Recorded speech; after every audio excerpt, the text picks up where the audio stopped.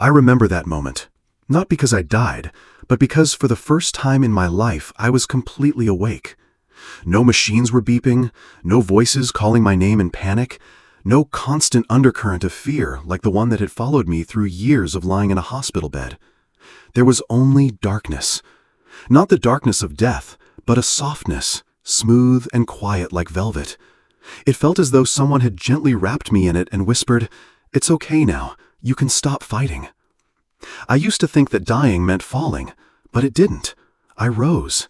So lightly that I no longer knew who I was. So lightly that everything that had ever weighed me down, illness, anxiety, disappointment, even the fear of being left behind, vanished in a single breath. So if death is that light, what then is the real heaviness we carry in life? My name is Melissa Carter. I was 38 at the time, a school teacher, mother of 2 young children, and a woman who had become used to putting her feelings last on the long list of things to manage. I taught during the day, drove my kids to piano lessons in the afternoon, graded papers late into the night, and cried silently in the bathroom every morning when the pain returned and I had no one to tell. The doctors said I had dysautonomia, a disorder that made my heart race, my blood pressure crash, and my body act as if it no longer listened to me. They scheduled a procedure called a tilt table test. They told me all I had to do was lie still. But I didn't wake up, at least not in the world I had known. When I opened my eyes again, I was somewhere else, a place with no time, no space, and strangely, no sense of myself. I had always believed I was a rational person. I trusted science. I believed in pushing through, in being strong. But it wasn't until I let go that everything truly began. I left my body the way a bird leaves its nest, the one it had always known, and entered something completely unfamiliar. Why wasn't I afraid? Why didn't I feel regret? And more than anything, why did this feel more like home than anything I'd ever known? That was only the beginning, because what I was about to witness from that place didn't just change me, it forced me to ask completely new questions about life itself. So what is it that waits for our souls beyond the veil of darkness? Who was it that met me in that place? And would I be given the choice to return? You won't believe what you're about to hear. There's something strange I still can't fully explain.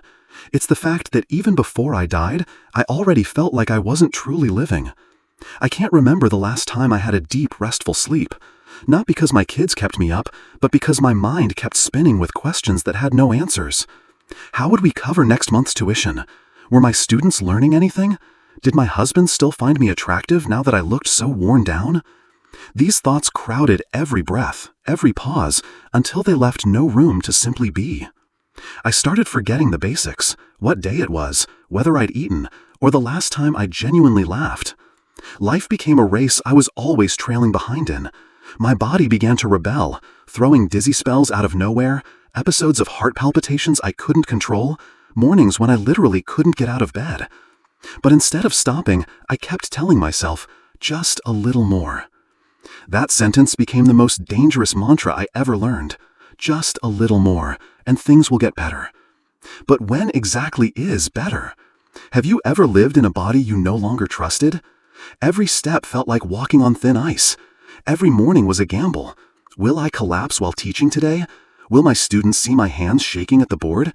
Will my coworkers notice that I'm faking being okay? And the scariest thought of all is that my child one day has to watch her mother fall apart in front of her. I used to be a woman who didn't shy away from hard things, but there are battles you can't just push through, because if you do, the cost might be your soul. I didn't go to the hospital because I gave up. I went because if I didn't, I might not get another chance to admit how far I had slipped. The doctor told me about the tilt table test like it was routine, just a way to measure how my body reacts to posture changes. I lay on that machine, listened to their instructions, felt my husband squeeze my hand, and silently wondered, what if I don't wake up? But I never said it out loud. Maybe because I didn't believe it could happen. Maybe because I still thought I was strong enough to come back. But when my body started losing sensation, when every sound seemed to vanish into a vacuum, I knew I was slipping. Not falling, but dissolving. Lightly, like a whisper that never got the chance to be spoken. I used to wonder whether I truly wanted to disappear, just to rest for a moment, And if so, whether that desire made me deserve punishment, or, instead, opened the door to see what no one else can. If you think death is the end, you may need to reconsider after hearing what I witnessed next. Everything began to fade most strangely, not like the dizziness of low blood pressure, and not like sudden drowsiness. It felt as if someone slowly turned a dial towards silence. Before sound vanished completely, I heard the doctor's panicked voice calling my name. "Melissa, Melissa!"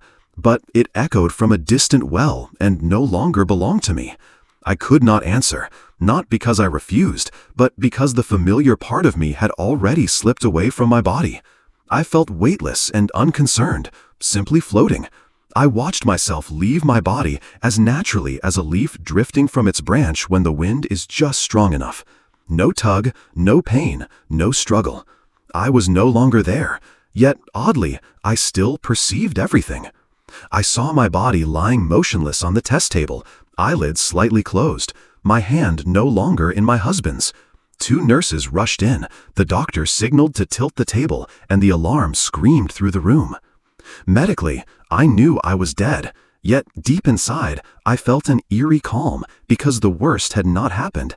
Pain was gone, fear was gone, and the heavy burden of responsibility, expectations, and guilt had vanished too. One question flowed beneath that stillness. If this is death, why do I feel such peace? Maybe we have been completely wrong about it, wrong about how it arrives, wrong about what it takes away, and most of all, wrong about what it wants to reveal. I once believed death meant losing everything, but standing in that very moment, I sensed that, for the first time in my life, I was about to understand something more important than mere survival. I felt myself drawn into a void with no shape, no direction, and no boundary. A dark expanse that was neither frightening nor cold. The blackness was deep and soft, so vast that words like above or below meant nothing. In that place where nothing existed, I began to sense everything. Something was waiting for me there, not calling or forcing, simply present, and I found myself wanting to move toward it. I was about to leave behind all that was familiar. Yet what truly unsettled me was not the place I approached, but the question rising inside me. If there I could be my real self, then who had that woman named Melissa been for the past 38 years?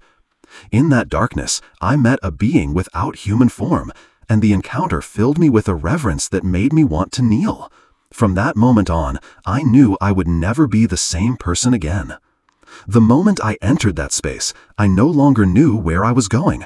I only felt a gentle yet certain pull drawing me forward, as if I were being called back to a place I had once belonged to long ago. There were no sounds, no colors, only a dark velvet-like stillness, with no edges and no bottom, yet it felt as though I was being held, as if the universe itself was wrapping me in its arms, without judgment, without demands, without conditions. Then memories began to surface, not in order, not with logic, but like drifting images, merging and dissolving into one another. I saw my daughter's tiny hand grasping mine when she first learned to walk. I saw my husband's face when he proposed, anxious and awkward. I saw the nights I sat grading papers, shoulders aching, my head dropping against the pages, yet somehow my heart still full because I was doing what I loved. Those memories no longer carried exhaustion, only love. And as I felt them all at once, I no longer felt like Melissa. I was a point of light, a consciousness, a pure presence no longer confined by shape or name. And then I was no longer alone.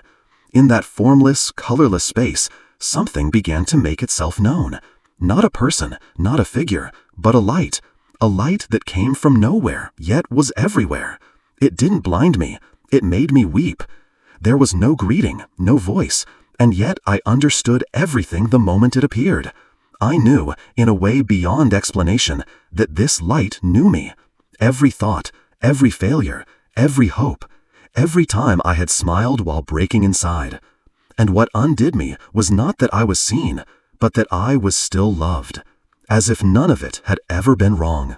I didn't ask, "Who are you?" because deep down I already knew. But I did ask, "Why am I here?" The answer didn't come in words. It came as a feeling, a rushing current like a flood passing straight through my soul.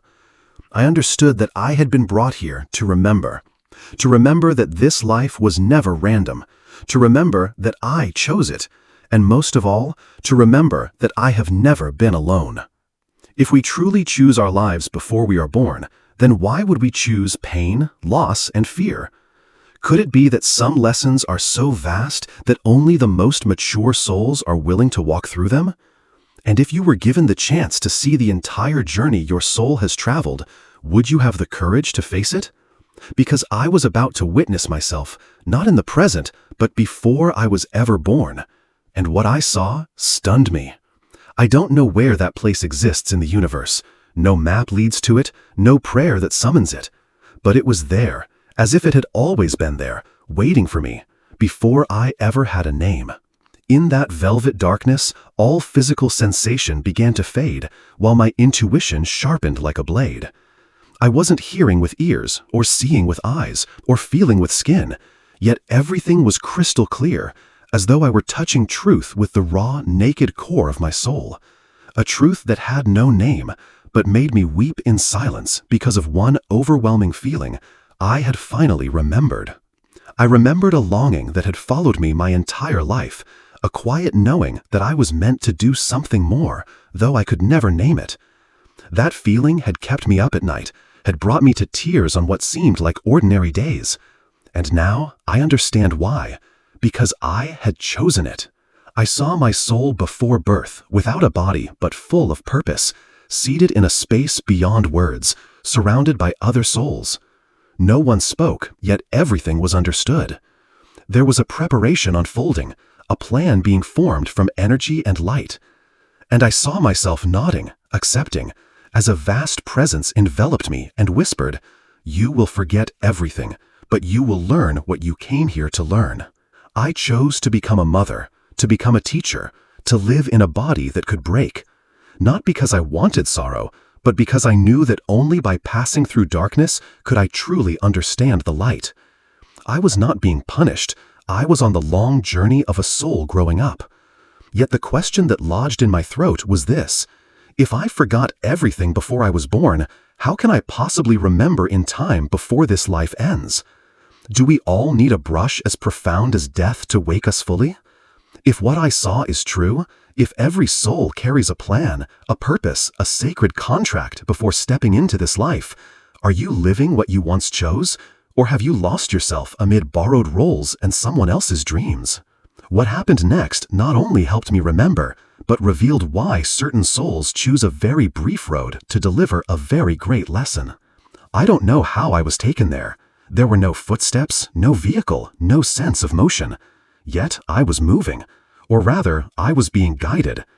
Everything around me began to unfold like a giant screen, the dark, velvety space becoming a backdrop for scenes from my life to be revealed. But this wasn't memory. It was something wider, deeper, and more real. I didn't just see myself in the past.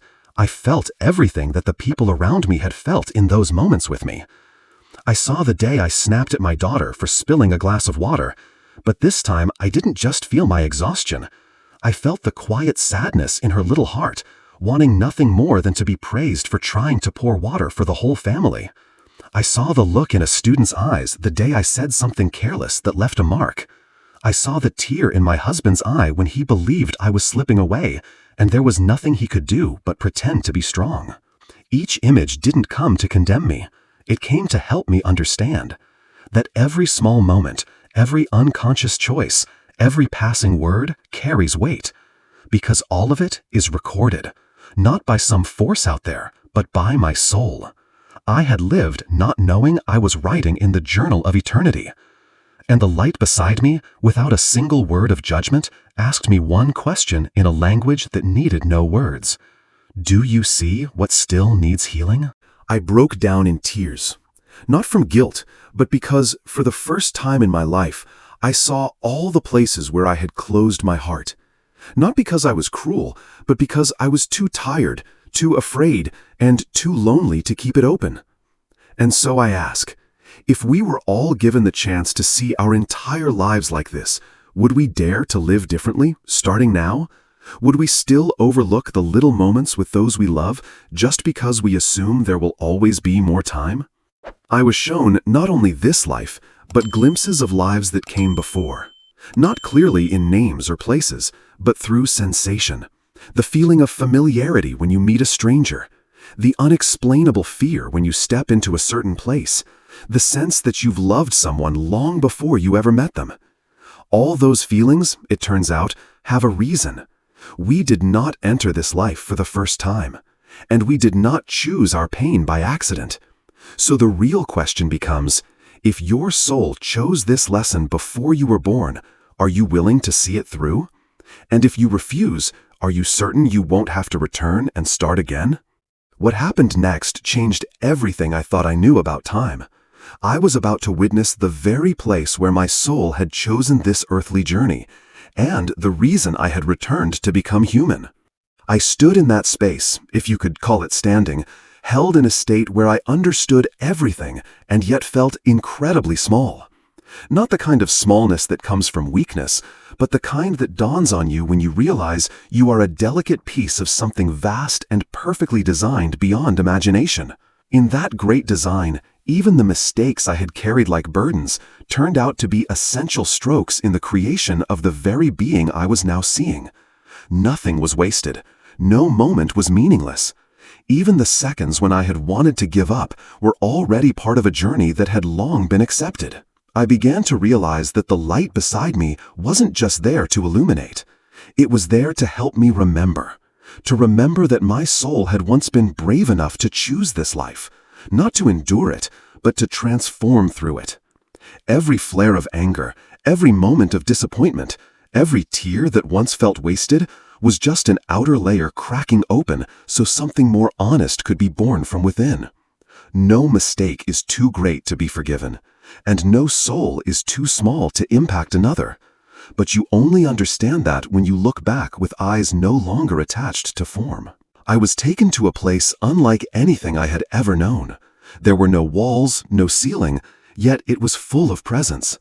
A space where I saw other souls as radiant points of light, each carrying a different hue, communicating, exchanging, and sharing their intentions before entering the physical world. I can't describe it in any language, but I knew, without doubt, that this was where our souls go before rebirth. It was the place where lessons were chosen, roles were agreed upon, and relationships were formed by sacred contract. And do you know what brought me to tears? I saw another soul come near me, and without a word, I knew it was my daughter. Before either of us was born, we had already met. We had chosen each other.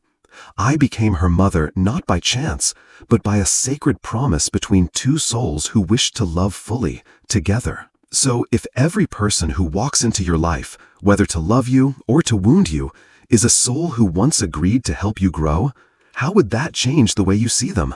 Would you still hold on to resentment? Or would you begin to notice the intricate design behind the things you once called coincidence? And just as I began to understand, I was asked a question I hadn't expected so soon. Are you ready to go back? The question did not come as a voice, yet I felt it resonate through every part of my unseen self. Are you ready to go back? No command, no pressure, just the unmistakable sense that the moment had arrived. I stood at an invisible threshold. On one side lay the gentle field of light where every question dissolved into perfect peace. On the other waited my old life waited, with its chaos, illness, deadlines, responsibilities, and unspoken pain. If given the choice, which would you take? Staying where your soul is held without condition, or returning to a weary body that once begged to quit? I did not answer right away, because I knew my decision would reach beyond me, to all the souls I had promised to walk beside. I saw my daughter's face, not in that realm of light, but inside my heart. A clear image of her in the hospital hallway, clutching the hem of her shirt, wide eyes brimming with tears, softly asking her father one simple question: is Mom going to wake up? That image pierced me like a sharp beam, reminding me of something adults often forget. Small lives still need us to come back, not just to meet obligations, but to keep loving. Part of me wanted to stay. I had never known any place so safe, free of judgment, free of the constant push to be better, prettier, stronger.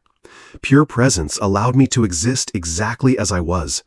Yet I also recognized something larger than comfort: purpose. The light did not force me. It simply let me see that I still had work unfinished, words unspoken, love waiting to be given without interruption. If today were your last day, what would haunt you most? Not the trophies you never earned, but the feelings you suppressed, the delays you justified, the chances you were too afraid to live. I saw that truth more clearly than ever, and I knew that if I did not return, I would never have the chance to live as a fully awakened Melissa. And then, without footsteps and a word, I returned. It was a gentle motion, as if someone had nudged me forward with a single glance.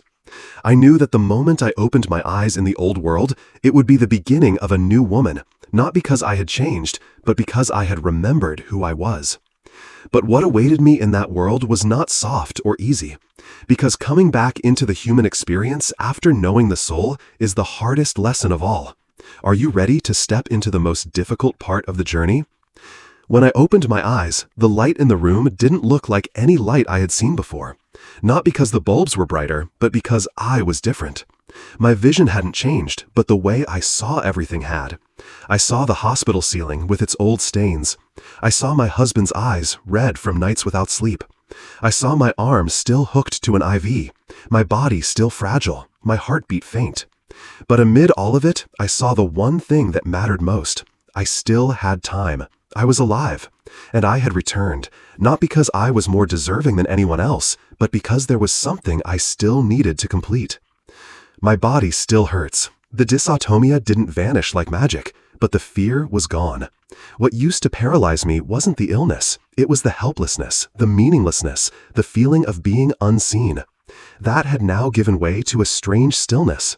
I no longer saw myself as a victim of circumstance, but as someone chosen to glimpse a perspective few are given. Still, saying it is one thing. Living it again, in the same body, in the same home, among people who hadn't changed, was an entirely different challenge. There were mornings I woke with tears soaking my pillow, not from pain, but from missing that place of light so deeply it ached. I missed not having to try. I missed not having to be strong. I missed not having to hold everything together. But then I would hear my daughter's voice say, "Mommy, I'm reading a poem today. Will you listen?" And I knew that if I had chosen to stay, then I must live a life that meant something. Not just surviving, not just working and paying bills, but living as if every moment was being recorded in light. I began to write, not to tell this story, but to remember that I was once loved without conditions, to remember that I once saw my true essence, and to remember that even when life pushes me to the edge, it is part of the soul contract I signed when I chose to enter this world. Are you living as though you chose this life, or do you still believe you are the victim of a script no one asked you to approve? If you knew you once promised to learn how to love, to forgive, to let go, and to summon the courage to return, would you live differently from this moment on? That was the point at which I truly began to live. Yet there is one more thing the light showed me about souls who leave too soon, something that will change forever the way you view death. The first thing I realized after coming back was that everything around me was the same. The kitchen was still cramped, cluttered with dishes. My older child was still arguing with the younger one. My husband still wore that familiar frown from work stress. There was no sacred music playing when I walked out of the hospital. No one stood in line waiting to hear about a miracle. People were glad I was alive, but only I knew I had died and returned with a part of my soul forever changed. The truth was, nothing had changed, except me. And that was both the gift and the greatest challenge. I used to think that after a near-death experience, I would re-enter life as an enlightened, grounded, serene woman. But in reality, I felt lost, like a soul who had swum through the eternal ocean and now found herself trapped in a shell that no longer fit. I began to see people differently. I could see the pain hiding behind their smiles. I could sense the loneliness behind seemingly confident eyes. I saw souls struggling to learn their lessons, even if they didn't know they were learning. Then, one night, as I was writing in my journal about the light, something strange happened. I felt a presence in the room, even though I was completely alone. It wasn't frightening or cold. It was simply there. Not a wandering spirit, but a gentle, deep, and deeply familiar energy. I closed my eyes, and the image that came to me was not of a deceased relative, but the face of a little girl I once taught, once loved, who had passed away in an accident a few years ago. She looked at me with eyes that held no blame, only one thing: peace. In that moment, I understood. Some souls choose to leave early, not because they were taken, but because their purpose had been fulfilled. They came to awaken love, to create a space that forces those who remain to confront what truly matters. And the question that echoed inside me was this: if some souls choose to shorten their journey to become mirrors reflecting the value of life, then how can we call death unfair? Have you ever considered that the person you loved who passed away wasn't lost, but was part of a soul contract agreed upon long before? And if that's true, then maybe the pain you carry isn't just grief. It might be the very thing meant to awaken you. But there was one more thing the light revealed to me, something I had once been too afraid to believe: that each of us, before we are born, writes a final promise to ourselves. And now I'm about to tell you the one I made. I don't remember exactly what I wrote in my soul contract. No piece of paper was handed to me in that realm of light. There was no signature, no date, but I remember the feeling. A feeling as clear and undeniable as when you make a vow to someone you love so deeply, you know you could never break it. In that silent moment between me and the light, when every outer layer had been stripped away, when all that remained was the most original part of who I am, I knew I had once promised to return and learn how to love myself the way the light once loved me. Not the kind of love that is shallow, transactional, or conditional, but a love that is ancient, merciful, that sees all your mess and still refuses to turn away. I realized that for most of my previous life, I had been living as if I had to earn the right to be loved. I gave endlessly, not because I was too kind, but because I feared that if I stopped, I would become useless. I worked myself to exhaustion, not because of passion, but because I believed my worth was tied to what I could achieve. I worried constantly about how others saw me, not because I was weak, but because I had forgotten I was once light. Now that I've remembered the promise, I understand. I didn't come back to be better.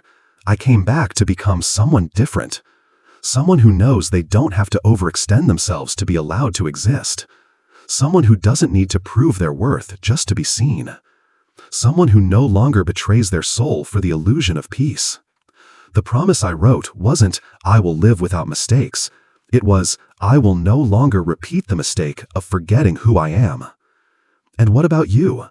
If your soul once sat in a space beyond time and wrote a sacred promise, do you believe you've been living in alignment with it? Have you wandered too far from what you once chose? Or are you, right now, in the very middle of remembering? Because there was one last thing. The light showed me that the very place I needed to return to fulfill my promise was the place I had once wanted most to leave. And real healing, it turns out, begins in the one place you thought you could never go back to. I used to think that awakening would come like a tidal wave, sweeping away all the darkness in one glorious moment. But the truth was different. It came like the sound of a single drop of water falling in the night. Soft, quiet, repeating itself. And if you're not still enough to hear it, you'll miss it. I didn't walk out of the hospital like a saint. I still had to take my medications every morning, still had to drive my daughter to school, still argued with my husband over old wounds that hadn't fully healed. But something had shifted. I began to pause, in the kitchen, in the car. In those quiet moments, I watched my child sleep. I paused just to be present, not to fix anything, not to do anything, simply to witness my own life in its fullness. I didn't return to teaching right away. I asked for a few months off, not because I was trying to run from life, but because I knew that if I went back before I was truly ready, I'd fall back into the same old patterns. I started writing every day. I wrote about the feeling of my soul rising out of my body. I wrote about the light that had looked at me in a way no one else ever had. I wrote about the promise I remembered, even if only faintly. And when I read those words again, I cried not out of sadness, but because for the first time in a long time, I saw myself. No pretending, No defenses, no need to hide. I returned to the classroom after 4 months, and I stood there with new eyes. I looked at each child not as a student, but as a small soul learning how to be human. Some screamed, some stayed silent, some acted out, some tried too hard to please. But instead of just teaching them facts, I learned to listen. To the anger that hadn't yet found words, to the sadness behind their gaze, to myself, the woman who had forgotten to listen to her soul for years. I began to forgive, not with words, but with actions. I washed the dishes without complaining. I held my daughter a little longer each night. I thanked my husband even when all he did was pour me a glass of water. I started living as if every small act could help heal something. And I began to feel lighter. Not because life got easier, but because I stopped trying to control everything. I let life breathe on its own, and I breathed with it. So what about you? Are you living a life your soul would smile at? Or are you still waiting for a miracle to finally start living the way you truly long to? Because a miracle isn't some beam of light shining down from the heavens. A real miracle is the moment you pause and remember who you truly are. And the final part I'm about to share is the deepest awakening of all. The one that brought me to tears again, not from pain this time, but from the quiet knowing that I had truly lived. No one knew I had died. They just thought I nearly died. But how do you explain to someone that the most precious thing you brought back wasn't the chance to keep living, but the experience of touching your truest self? How do you help others understand that success no longer feels like the highest goal, but rather being fully present in life's smallest moments? The truth is, I don't need them to understand, because I've come to accept what the light once showed me. Every soul wakes up at its own time. Not sooner, not later. Not because you speak eloquently, but because they are finally ready to listen. I stopped trying to change others. I no longer push my daughter to be outstanding. I just want her to be honest with her feelings. I don't expect my husband to be more sensitive. I just try to be gentle enough not to add more wounds to a marriage already scarred by the weight of life. I stopped forcing myself to be good enough in the eyes of the world and instead began living as if I already was, simply by showing up with authenticity. And then something quietly miraculous began to unfold. Not a lottery win, not a sudden healing, just a softening within me, like the surface of a lake calming after a storm. I no longer stayed angry for days. I no longer hold on to pain the way I used to. I no longer felt abandoned, even when people left. I still felt sadness, I still got tired, I still faced confusion, but I no longer felt lost. Because now I knew wherever I went, I was always on the path back to myself. One morning, I woke up earlier than usual. The sky outside my window held nothing extraordinary, just a pale mist and faint sunlight slipping through the trees.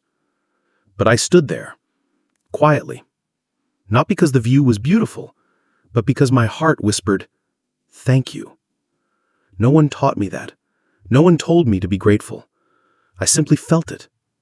I felt that to breathe, to love, to hurt is a sacred privilege, and I don't want to waste it anymore. Have you ever stood at the beginning of an ordinary day and felt your eyes well up as if it were your last? If not, maybe you haven't truly lived. Because in this final part, the only thing left for me to give you is the one thing the light entrusted to me, a whisper that if you let it, could change the way you live the rest of your life. That light has never left me. It didn't flash like lightning or blaze like glory, but it stayed like a gentle warmth, resting just behind me every time I felt close to falling. There are nights when I dream again of that velvet realm beyond names and borders, where unconditional love surrounds everything. And each time I remember it, I don't fear death. I grieve a little for the years I spent alive without truly living. I had chased the image of the ideal mother, the perfect teacher, the resilient wife, yet I had never stopped to ask, was my heart alive? The last time that light spoke to me, not with words, but with a sensation that swept over me like waves, was sitting in my classroom, watching a child with autism quietly stacking colored blocks in the corner. No one noticed him. No one thought he was following along. But I saw the light around him clearer than ever, not because he was special, but because I had finally learned how to see through the eyes of a soul. And in that moment, I felt a question rise from within. If every person around you is simply a piece of light, dimmed by their wounds, how could you ever look away from them again? That was when I understood. The greatest lesson the light ever gave me wasn't some lofty message. It was a return to my truest self, a return to the present moment, where every act of kindness, every look of compassion, every choice to love instead of fear becomes a spark that helps illuminate the path for another soul. I used to think I came back just to live better. Now I know I came back to remember, to remind not only myself, but anyone who needs to hear what their soul already knows but forgot. So what about you? Are you willing to live as if you once chose this life with your whole heart? Are you willing to look at the person beside you, even the one you resent, as a soul learning their lesson? And most of all, are you ready to return to the person you were before the world convinced you to be someone else? Because the light isn't out there somewhere, it is within you, and it's still waiting, just waiting for you to be still enough to hear the promise your soul once made. I died to learn how to live again, not to return to the way I used to live, but to live awakened. No longer chasing expectations, no longer sacrificing myself just to be accepted, no longer doing everything just to prove I am enough. Instead, I began to live with presence, with gratitude, and with a love that asks nothing in return, for myself and others. I learned that death is not what we should fear. What's more frightening is reaching the end of a lifetime without ever truly living. That the soul is never lost. It simply changes its form, its lessons, its path. And that every one of us, no matter how wounded, confused, or broken, is already walking the road back home to who we truly are. I came to understand that forgiveness isn't about excusing the wrongs. It's about freeing the heart from the chains of the past. That love doesn't need to be earned, perfectly timed, or returned. It only needs to be chosen. And when you choose love, the light expands. And that you are never truly alone. There is a field of light that has always been there, waiting for you to remember who you were before the world made you forget. And if I could keep only one truth from my entire near-death experience, it would be this. Every moment you show up with your whole heart is a prayer. No church required, no ritual needed, just a life lived in love, in kindness, in gratitude. That is the light. That is why you are here. So, if there are days when life feels too heavy, too exhausting, too dark, remember this. You chose it, and you are strong enough to walk through it. Not alone, but with the light that has always lived within you.